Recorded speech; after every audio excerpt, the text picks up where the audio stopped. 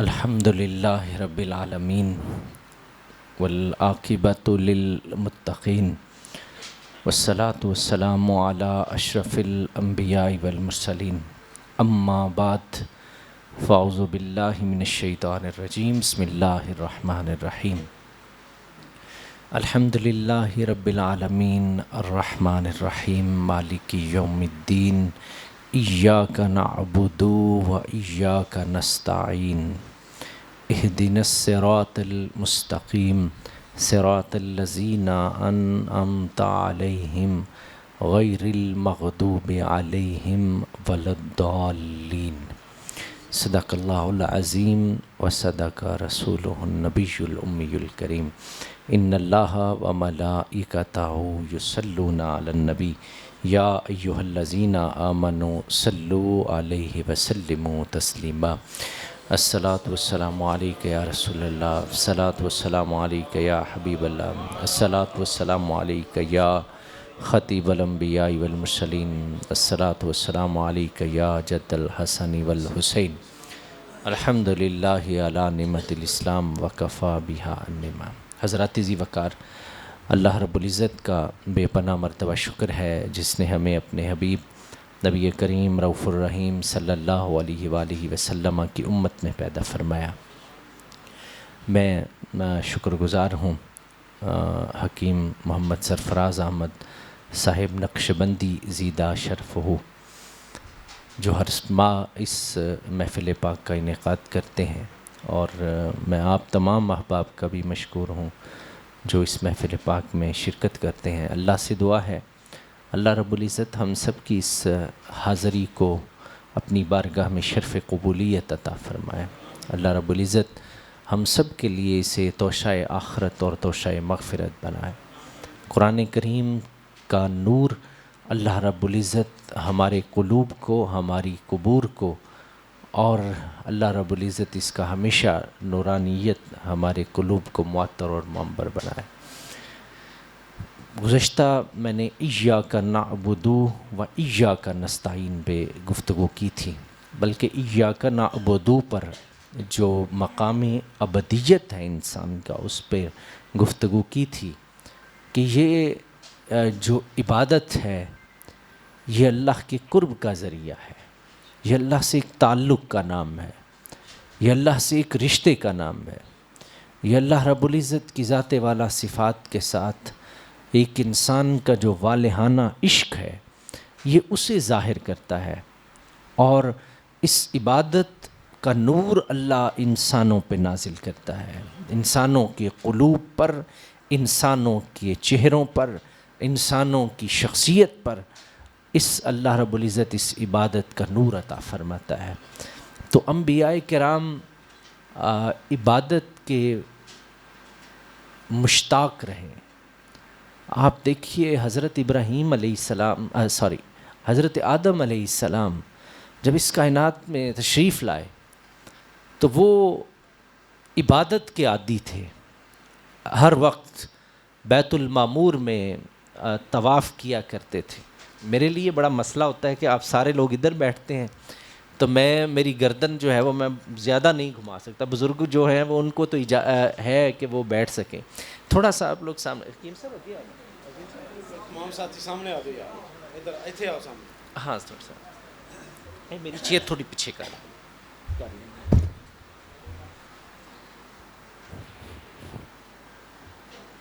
جی بس جی۔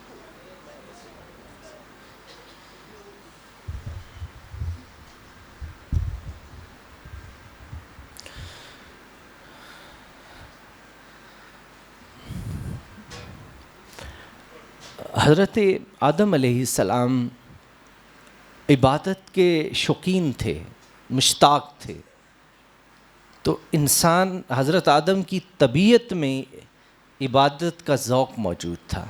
اس دنیا میں آئے، تشریف لائے تو یہاں طبیعت جو تھی وہ اچاٹ سی ہونا شروع ہو گئی۔ عرض کی مالک میں ہر وقت تیرے گھر کا طواف، بیت المعمور کا طواف کیا کرتا تھا، تیری ذات کے انوار مجھے حاصل ہوتے تھے، لیکن اس دنیا میں آ کر مجھے یہاں کوئی سکون کی چیز ہی نظر نہیں آ رہی.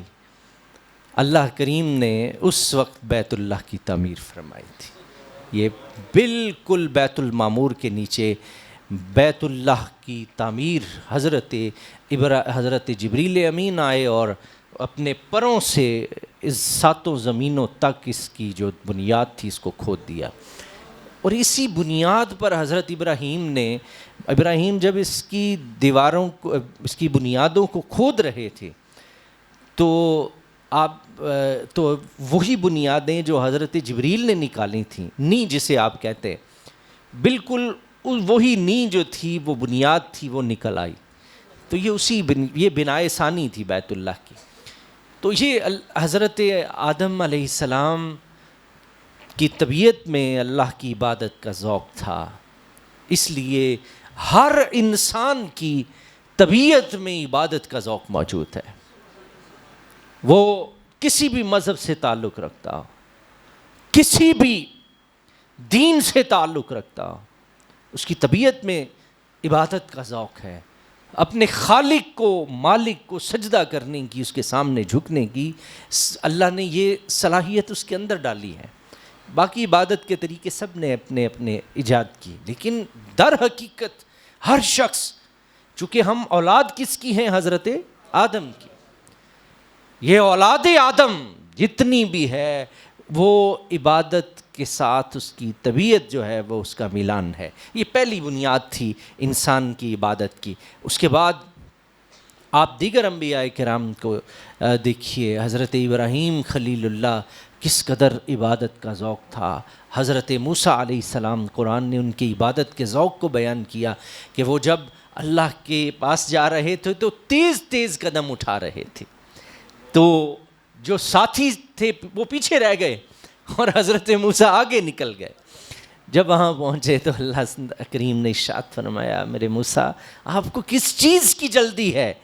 تو عرض کی، میرے مالک میں چاہتا ہوں کہ میں تیز تیز قدم اٹھا کر تیری عبادت کی طرف، تیرے دیدار کی طرف، تیری اس رحمتوں کا قرب پا سکوں جس کی میری طبیعت جو ہے وہ عادی ہو چکی ہے. تو یہ ذوق عبادت بھی ایک چیز ہے. میں نے گزشتہ صرف عبادت پہ گفتگو کی تھی. میں جو ذوق عبادت ہے اس سے ہم معروم ہیں. یہ جو ذوق عبادت ہے، محمد الرسول اللہ صلی اللہ علیہ وآلہ وسلم کی ذات والا صفات، ساری رات رب کی بارگاہ میں کھڑے رہتے تھے، پاؤں قدمین شریفین پر ورم پڑ جاتے، اور اللہ رب العزت نے یہاں تک ارشاد فرمایا، طٰہٰ ما انزلنا الیک القرآن لتشقیٰ. حبیب ہم نے قرآن اس لیے نازل نہیں کیا کہ میرے حبیب تو مشقت میں پڑ جائے. یا ایھا المزمل قم اللیل، یہاں تک اللہ رب العزت نے ارشاد فرمایا، یا ایھا المزمل قم اللیل نصفہ او انقص منہ قلیلا او زد علیہ ورتل القرآن ترتیلا. آپ انداز دیکھیے قرآن کا کیسا خوبصورت انداز ہے. میرے حبیب اٹھیے، یا ایھا المزمل، اے چادر لے کر لیٹنے والے. دیکھیے کسی کو خطاب مخاطب کرنے کا بھی انداز ہوتا ہے. تو قرآن میں الحمد سے لے کر والناس تک اللہ نے نبیوں کو پکارا ہے، لیکن مصطفیٰ کو نام لے کر مخاطب نہیں کیا. حضرت موسیٰ کو خطاب کیا، یا موسیٰ کہا، یا نوح کہا، یا ابراہیم کہا، لیکن ایک مقام بھی قرآن میں ایسا نہیں جب اللہ نے اپنے محبوب کو نام لے کر مخاطب کیا. کہیں فرمایا یا ایھا المدثر، وہ کمبل لے کر لیٹا ہے تو رب نے اس کمبل کا ذکر کر دیا ہے. آپ رسول اللہ کے کمبل کا ذکر کریں، میرا رب آپ کو نیکیاں عطا فرماتا چلا جائے. یا ایھا المزمل، حضور کی چادر اطہر کا ذکر کریں، میرا رب آپ کو نیکیاں عطا فرمائے گا. کہیں فرمایا یاسین، طٰہٰ. اللہ کریم خوبصورت یا ایھا النبی، کہیں نبی کہہ کر خطاب کیا جا رہا ہے. اللہ رب العزت اپنے حبیب کو ایسے ہی ناموں سے مخاطب کرتے ہیں. قرآن کریم کا یہ اسلوب ہے. تو یہاں اللہ نے فرمایا اے چادر لے کر لیٹنے والے اٹھیے اپنے رب کی عبادت کیجیے، آدھی رات نصفہ ہو اوین قسمن ہو قلیل، آدھی رات جاگیے اس سے بھی کم کر لیجیے، او زد علیہ یا اس میں سے اور زیادہ کر لیجیے، ورتل القرآن ترتیلا، اور قرآن کو خوب ٹھہر ٹھہر کر پڑھیے، اور قرآن کو خوب ٹھہر ٹھہر کے پڑھیے۔ جو قرآن پڑھنا ہے اس کے بھی آداب ہیں، قرآن پڑھنے کے بھی آداب ہیں۔ میں آپ کو اگر بتانا شروع ہو جاؤں نا کہ فلاں خطیب قرآن غلط پڑھتا ہے تو آپ کی میرے ساتھ لڑائی ہو جائے گی۔ ایک میرے سامنے آپ لوگوں نے کیمرہ لگایا ہوتا ہے، میں جو باتیں آپ کے ساتھ کھل کے بھی کرنا چاہتا ہوں میں نہیں کرتا۔ تو یہ قرآن کا اسلوب، آپ قرآن کو گا کر نہیں پڑھ سکتے، یہ آداب ہیں قرآن کے، پروٹوکول ہے، اس کی ادائیگی کس قدر ضروری ہے۔ یہ قراء سے یہ اس قرآن پڑھنا سیکھا کریں۔ میں آپ سے صرف اتنی سی درخواست کرتا ہوں۔ میں آپ یقین کیجئے کہ ہم 9 سال مدارس میں پڑھے، دورہ حدیث شریف کے لیے میں اپنے استاد کے سامنے شیخ الحدیث قاضی محمد ایوب صاحب رحمہ اللہ، ہزاروں علماء کے استاد تھے، وہ 9 سال پڑھنے کے بعد ایک دفعہ ہمیں، یہ پہلے ہماری کلاس تھی جنہیں کسی قاری صاحب کے سامنے بٹھا دیا پڑھنے کے لیے، تو ہماری کلاس کے تقریباً 100 لڑکے تھے، وہ کہنے لگے ہم 9 سال پڑھ کے آئے ہیں، یہ پیر صاحب نے اچھا کام کیا کہ ہمیں ایک قاری صاحب کے سامنے بٹھا دیا۔ تو وہ نا ہم دل ہی دل میں ہمیں تھا کہ ہم قرآن سیکھیں گے، ہمیں قرات پڑھائی جائے گی، ہمیں تجوید سکھائی جائے گی۔ آپ یقین کیجئے کہ ہم 100 لڑکے تھے، جب قاری صاحب کے سامنے، وہ تجوید و قرات کے ماہر تھے، جب ان کے سامنے ہم گئے، انہوں نے کہا جی آپ پڑھیں، ایک ایک سے وہ انہوں نے قرآن سنا، تو ہم تو ایک ایک آیت میں غلطی پڑھ کر رہے تھے۔ تو اس وقت اوقات سمجھ آئی اپنی ہمیں کہ یہ قرآن سیکھنا، اس کی ادائیگی، یہ تجوید جو ہے یہ کس قدر ضروری ہے۔ اللہ نے قرآن میں وَرَتِّلِ الْقُرْآنَ تَرْتِيلًا، میرا آج کا موضوع یہ نہیں ہے، اس موضوع پہ ہم پھر کبھی گفتگو کریں گے، تے کیمرہ بند کر کے کریں گے گفتگو تواڈے نال جڑی ہے نا انشاءاللہ تعالی۔ عثمان صاحب جڑے نے نا انہاں کول میں واقعی بہت ڈرنا۔ تو دیکھیے انداز کیسا خوبصورت ہے، عبادت اپنے اللہ نے جب اپنے حبیب کے قدمین شریفین پہ ورم دیکھے تو اللہ کریم نے فرمایا حبیب آدھی رات جاگ لیا کر، اس سے بھی کم کر لیا کر یا اس سے زیادہ کر۔ یہ اللہ کو پتا ہے، یہ اس کے رسول کو پتا ہے کہ رب کہہ کیا رہا ہے، محبوب سمجھ کیا رہا ہے، یہ وہی دونوں جانتے تھے، باقی اس کو کوئی نہیں جانتا کہ اس کا مطلب کیا ہے۔ کہ پہلے کہہ رہا ہے آدھی رات جاگ، پھر کہتا ہے اسے کم کر دے، پھر فرمایا اس میں سے زیادہ بھی کر لے، وَرَتِّلِ الْقُرْآنَ تَرْتِيلًا، اور قرآن کو خوب ٹھہر ٹھہر کر پڑھیے۔ یہ ذوق عبادت ہے۔ حضرت زکریا علیہ السلام، اللہ نے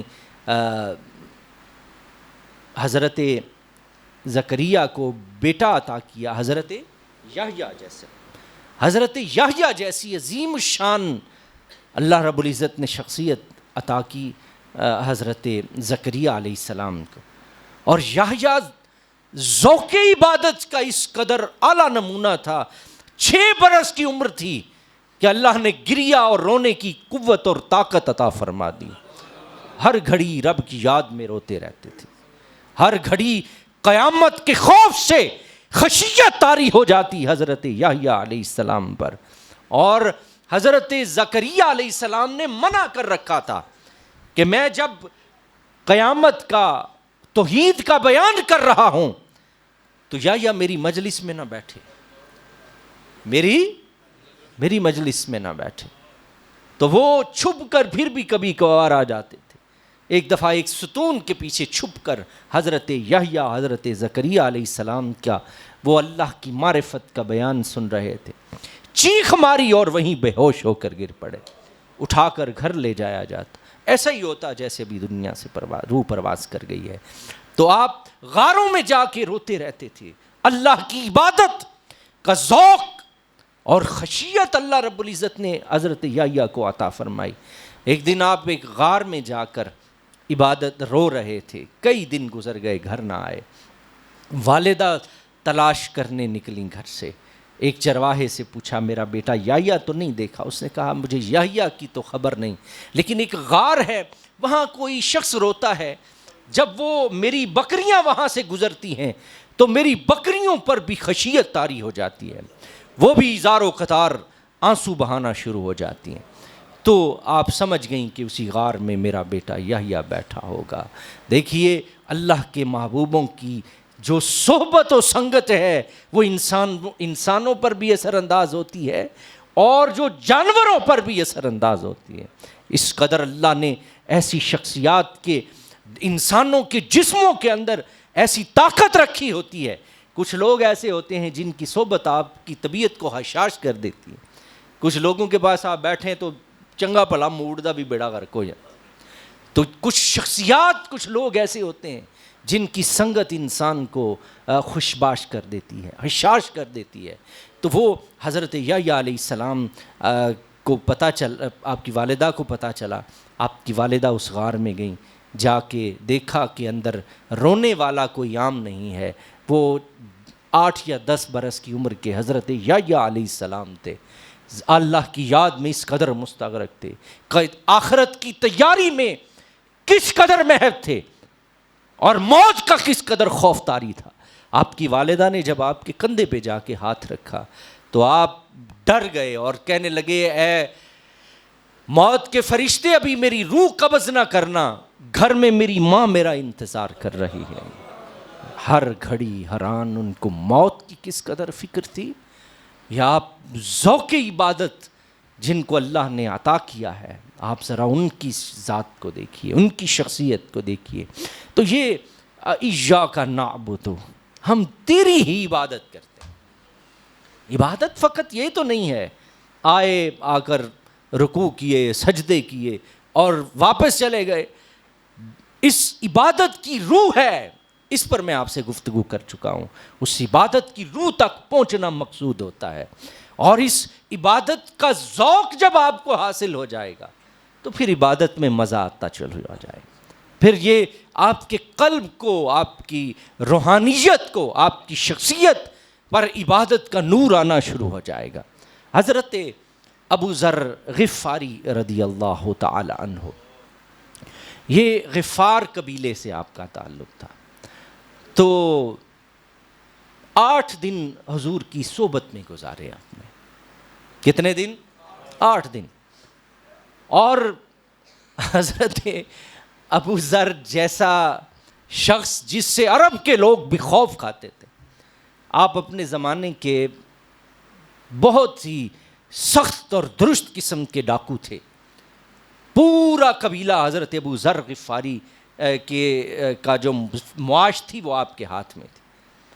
حضرت ابو ذر غفاری جب بولتے تھے تو زبان بھی بڑی سخت تھی، گالیاں، تو اس طرح کی ایک زبان بولا کرتے تھے۔ 8 دن رسول اللہ کی صحبت میں گزارے،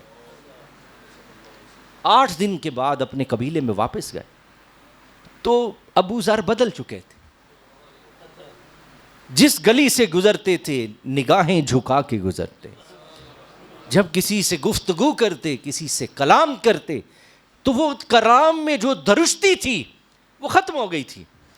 اب زبان جو تھی وہ ایسے تھی جیسے موتی بکھر رہے ہوتے ہیں، بولے تو باتوں سے پھول جھڑتے ہیں، یہ بات ہے تو چلو اس سے بات کر کے دیکھتے ہیں۔ تو وہ آپ کی کیفیت بدل گئی۔ حضور علیہ بخاری کی حدیث پاک ہے، رسول ایک مکے کی بڑی بدتمیز عورت تھی، تو وہ ایک دن وہ لوگ اس سے نا اپنی جان چھڑاتے تھے۔ کچھ ایسے لوگ ہوتے ہیں جن سے لوگ اپنی عزت بچا رہے ہوتے ہیں۔ مکے کی ایک عورت بھی ایسی تھی، جس گلی سے یا جس کے پاس سے بھی گزرتی وہ چھپ جاتا کہ اس نے کوئی نہ کوئی ہمیں بری بات ضرور کرنی. ایک دن رسول اللہ صلی اللہ علیہ وسلم ایک جگہ پر زمین پر بیٹھ کر کھانا کھا رہے تھے, تو اس نے طنز کیا,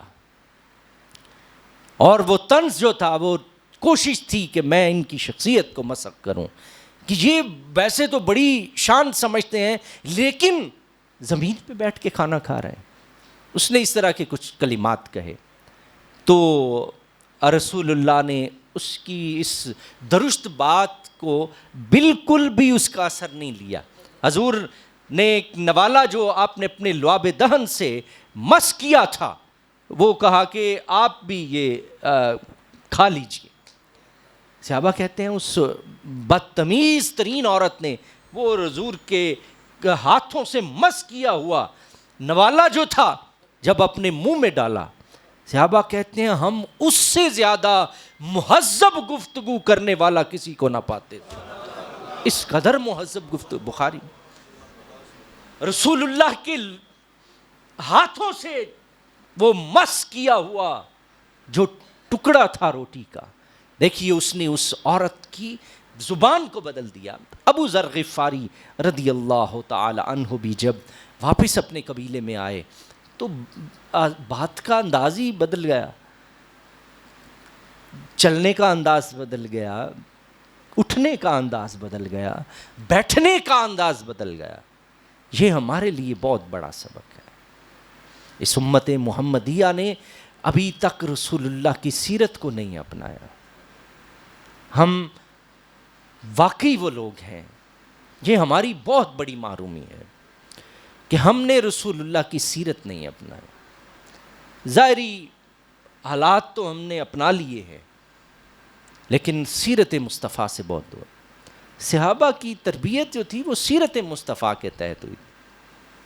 صحابہ کرام کی جو تربیت تھی, ان کی شخصیت جو تھی, اس پر کس کا رنگ تھا؟ رسول اللہ کی سیرت کا رنگ تھا. اس سے ہم محروم ہیں. تو یہ حضرت ابو ذر حضور کی صحبت سنگت میں رہنے کے بعد جب قبیلے میں گئے تو اللہ کی عبادت میں مشغول ہو گئے. سارا قبیلہ اکٹھا ہو کے آ گیا. انہوں نے کہا بھئی تیرے ہی تو رحم و کرم پہ تھے ہم سارے, تو پیسے لوٹ کے لاتا تھا تو ہم کھاتے تھے, اب تو نہیں لائے گا تو کہاں سے کھائیں گے, بھوکے مر جائیں گے. تو ابو ذر کہنے لگے واللہ خیر الرازق. تمہیں کس نے کہا کہ ابو ذر رازق ہے؟ تمہیں کس نے کہہ دیا کہ ابو ذر رازق ہے, رزق دیتا ہے؟ فرمایا نہ, میری کیا مجال کہ میں رزق کا تمہارے رزق کا اہتمام کر سکوں, رزق تو میرے رب کی ذات دینے والی ہے. دیکھیے تربیت حضور کی صحبت میں رہنے کے ساتھ.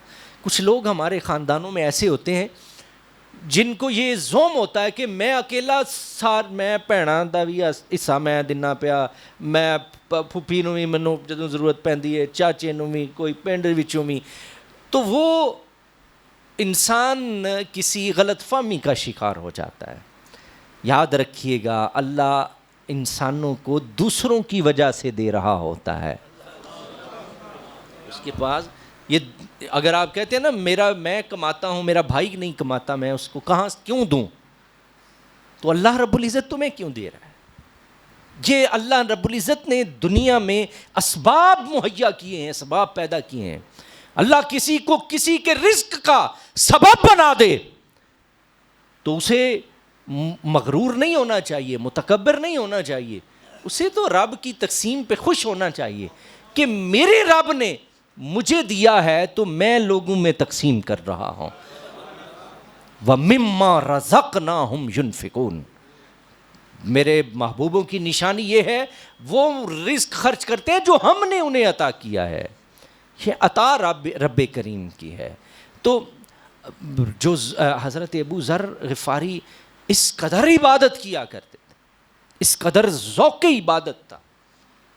عبادت کا تو انسان پہ اثر بھی ہونا چاہیے. انسان کی اخلاقیات پہ، انسان کی زبان پہ، انسان کے بولنے پر، انسان کی شخصیت اور اس کی ذات پر کچھ تو عبادت کو اثر ڈالنا چاہیے کہ نہیں ڈالنا چاہیے؟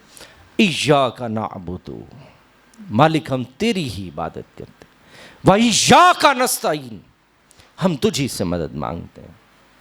ہم مددگار کون ہے؟ حقیقی مددگار میرے رب کی ذات والا صفات ہے، اس کی ذات مددگار ہے حقیقی۔ وَإِيَّاكَ نَسْتَعِينُ، ہم تجھی سے مدد مانگتے ہیں۔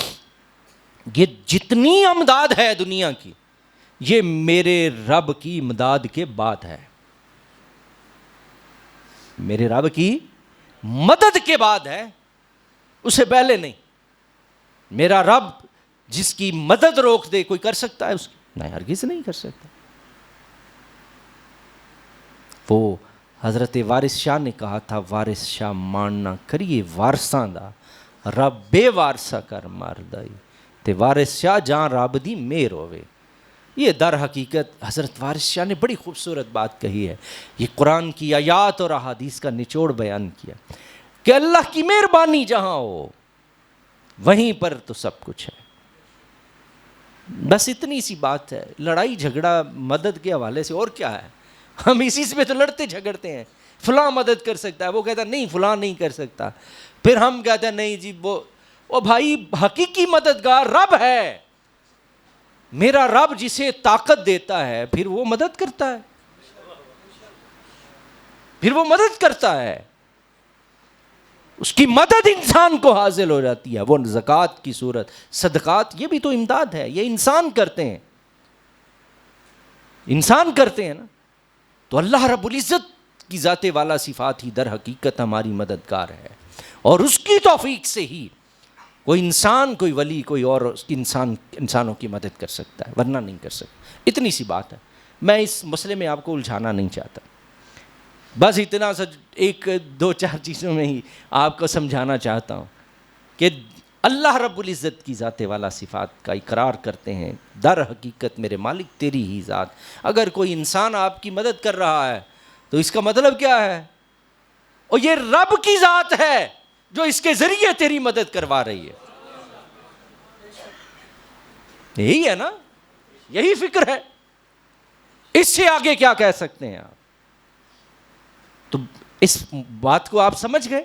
وَإِيَّاكَ نَسْتَعِينُ۔ میں آپ کو کسی اختلافی مسئلے میں الجھانا نہیں چاہتا، بس میں 2+2=4 کر کے آپ کو بات سمجھا رہا ہوں۔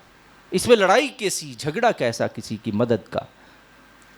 ایاک نعبد و ایاک نستعین، یہ اہل سنت کا عقیدہ بھی آپ کے سامنے پیش کر رہا ہوں۔ ہم اللہ ہی کی عبادت کرتے ہیں اور اللہ ہی سے مدد مانگتے ہیں۔ اہدنا الصراط المستقیم صراط الذین انعمت علیہم غیر المغضوب علیہم ولا الضالین۔ میرے مالک ہمیں سیدھی راہ عطا فرما، ہمیں سیدھی راہ عطا فرما۔ یہ اجتماعیت کا دین ہے، انفرادیت کا نہیں۔ یہ نہیں کہ مالک میں مسجد میں بیٹھا ہوں، جو گھر بیٹھے ہیں ان کو ہدایت نہ دینا، فرمایا نہیں، یہ تم کس غلط فہمی میں مبتلا ہو گئے؟ تم دعا کر، تمہیں بٹھایا دعا کرو ان کے لیے بھی، اہدنا، ان لوگوں کے لیے بھی جو ہدایت یافتہ نہیں ہیں، ان کی ہدایت کی دعا بھی۔ ہم تو ہاتھ نہیں ملاتے، ہم تو ہاتھ نہیں ملاتے بھائی، لیکن رسول اللہ کی شریعت کیا کہتی ہے، قرآن کیا کہتا ہے؟ اہدنا الصراط، اہدنا، ہم سب کو، اس میں سارے ہی شامل ہیں۔ جاؤ جس کا جی چاہتا ہے، جس کو مرضی نکال لو، ہمیں کیا، جسے مرضی آپ نکالتے رہیں، لیکن جب یہ اہدنا الصراط المستقیم، میرے مالک اللہ کو حضور کی ساری امت محبوب ہے۔ دعا کر رہے ہیں آپ یہاں بیٹھ کے، ہر نماز میں نہیں کرتے، میرے مالک سب کو ہدایت عطا فرما۔ اہدنا الصراط المستقیم صراط الذین انعمت علیہم غیر المغضوب علیہم ولا الضالین۔ آگے اللہ نے اس قرآن کی سب سے بہترین تفسیر کون سی ہے؟ تفسیر القرآن بالقرآن. قرآن کی ایک آیت کی تفسیر قرآن کی دوسری آیت کر رہی ہے.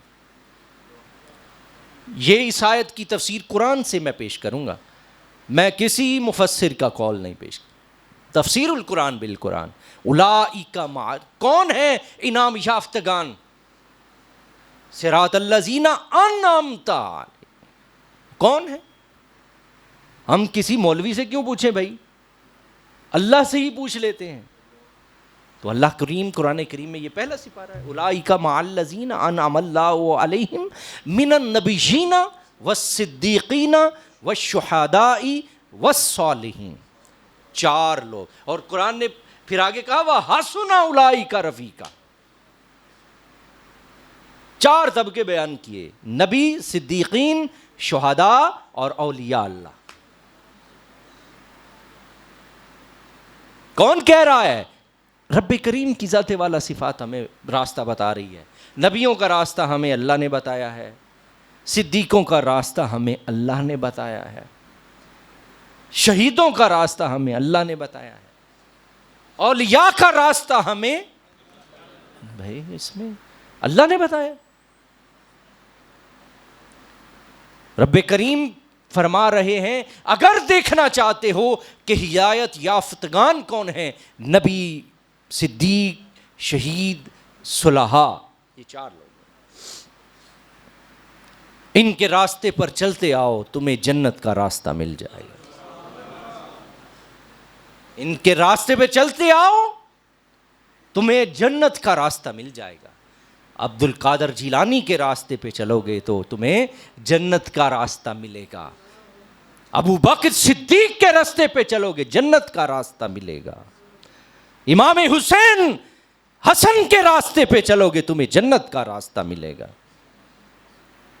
محمد الرسول اللہ کے راستے پر چلو گے. یہ میں نے 4 لوگوں کے اماموں کی بات کر دی آپ کے سامنے, صدیقین, شہداء اور صالحین, اولیاء اللہ.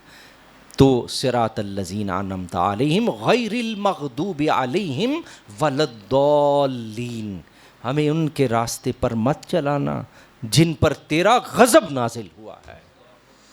ہمیں انعام یافتگان میں رکھنا جن پہ تیری رحمتیں برسی ہیں, جن پہ تیرا کرم برسا ہے, جن پہ تیرا فضل برسا ہے. مالک تیرے بارگاہ کی یہ سوالی, یہ فقیر تیری بارگاہ میں یہی عرض کرتے ہیں, ہم تیرے محبوبوں کے راستے پہ چلنا چاہتے ہیں اور ہم زندہ بھی انہی کے راستے پہ رکھنا, ہمیں زندہ بھی اسی راستے پہ رکھنا. یہ اللہ سے مانگا کریں. سورہ فاتحہ اللہ کے انعامات میں سے ایک بڑا انعام ہے, اہدنا الصراط المستقیم صراط الذین انعمت علیہم غیر المغضوب علیہم ولا الضالین. ہر نماز میں اس لیے پڑھ رہے ہو کہ یہ آیت بڑی اہم ہے, یہ تمہیں اللہ کے محبوبوں سے جوڑتی ہے, اللہ کے انعام یافتگان سے جوڑتی ہے. فرمایا ان کے راستے سے کبھی بھی نہ. وہ عارف کھڑی نے کہا تھا کہ راہ دے ہر کوئی آکھے, میں بھی آکھاں راہ دے تے بنا مرشد تینوں راہ نہیں لبڑا, تے رول مرسیں وچ راہ دے. جب تک ہادی, رہنما اور مرشد نہ ہو اس وقت تک اہدنا الصراط المستقیم صراط الذین انعمت علیہم غیر المغضوب علیہم ولا الضالین. ان کے راستے پر چلا. مالک جو تیرے راستے پر چلاتے ہیں, اور ایک ترجمہ کر رہا ہوں میں, مالک ان کے راستے پر چلا جو مرشد ہوتا وہ ہے جو رب کے راستے پہ چلائے, جو اللہ کے راستے پہ چلائے. مرشد یہ لفظ کی ترجمہ کروا لیں کسی سے, کون ہوتا ہے مرشد؟ وہ نہیں ہوتا جو انسان کو اپنا راستہ دکھائے, نہیں, کس کا؟ رب کا راستہ دکھائے, اس کے ہاتھوں کو پکڑے اور رب کے ہاتھوں میں جا کے دے دے. ان الذین یبایعونک انما یبایعون اللہ ید اللہ فوق ایدیہم. اس کا پرتو ہوتا ہے مرشد کامل, راہبر, رہنما. اللہ کریم ہماری زندگی بھی اپنے ہدایت یافتگان، انعام یافتگان پر ہمیں چلنے کی توفیق عطا فرما۔ مالک حشر میں جب پیش ہوں تو اہل حق کے گروہ میں شامل ہوں، اس دن بھی اہل حق کے گروہ میں، اہل باطل کے اس دن دو ہوں گے۔ اس دن نہیں پتا ہوگا کہ یہ تو کیڑے فرقے دا ہے کیڑے، نہیں، اس دن دو ہی ہیں، ایک اہل حق، دوسرے اہل باطل۔ اللہ سے دعا کیا کریں مالک ہمیں حق پرستوں کے قبیل سے کرنا، حق پرستوں کے راستے پر چلانا۔ وآخر دعوانا ان الحمد للہ رب العالمین۔ الحمد للہ رب العالمین والصلاة والسلام علی اشرف الانبیاء والمرسلین۔ اللہم صلی علی سیدنا و مولانا محمد وعلی آل محمد وبارک وسلم۔ ربنا ظلمنا انفسنا وان لم تغفر لنا وترحمنا لنکونن من الخاسرین۔ ربنا اغفر لی ولوالدی وللمؤمنین یوم یقوم الحساب۔ میرے مالک اپنے حبیب کریم صلی اللہ علیہ وسلم آندے تو فعل اس محفل پاک اس درس قرآن نو اپنی بارگاہ چ قبول و منظور فرما۔ میرے مالک ساڈے واسطے ہدایت دا باعث بنا، ساڈے سب واسطے بخشش اور مغفرت دا وسیلہ بنا۔ میرے مالک جتنے لوگ حاضر نے سب تے اپنی رحمت کرم اور فضل فرما۔ مشکلات چ مبتلا نے میرے مالک مشکلات آسان فرما۔ بیمار نے صحت کامل عاجل عطا فرما۔ بے اولاد نے صالح اولاد عطا فرما۔ اولاد نرینہ تو معروم نے میرے مالک اولاد نرینہ عطا فرما۔ جڑے ماں باپ دے بچے بچیاں دے رشتے مشکلات نے میرے مالک آسان فرما۔ میرے مالک رزق وافر عطا فرما۔ مالک اس بستی تے اپنی بے شمار رحمتاں اور برکتاں دا نزول فرما۔ اے دے باسیاں تے اپنا خاص فضل اور کرم فرما۔ صلی اللہ تعالی خیر خلقہ محمد وعلی آلہ و اصحابہ اجمعین برحمتک یا ارحم الراحمین۔ اچھے بولے سارے کوئی نہیں بیٹھ